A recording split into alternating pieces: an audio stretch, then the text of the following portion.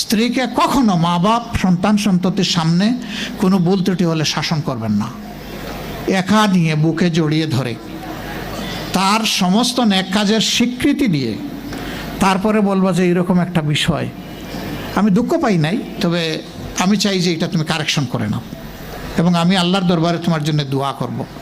মাথায় হাত রেখে একটু দোয়া করে দেন। এর চাইতে বড় আর কোনো শাসন হয় না।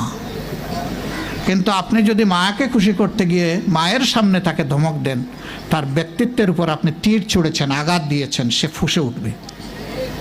সে বলবে সব উজাড় করে তোমার এই সংসারে দিলাম, আজকে তুমিই না আমাকে এইভাবে বেইজ্জত করলে। সে মানুষ তো, তার মানবিক রিয়াকশন হবে। কাজ করবো না আমরা কেউ।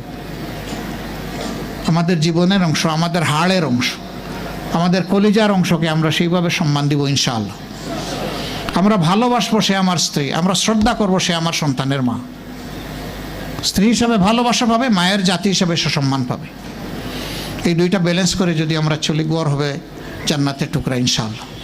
সন্তানরা এখান থেকে শিখবে, তারাও ভবিষ্যৎ জিন্দগিতে এইভাবেই গড়ে উঠবে। ধারা পরম্পরায়, বংশ পরম্পরায় এটা হবে আপনার জন্য সাদাকাতুল জারিয়া, আমলে জারিয়া।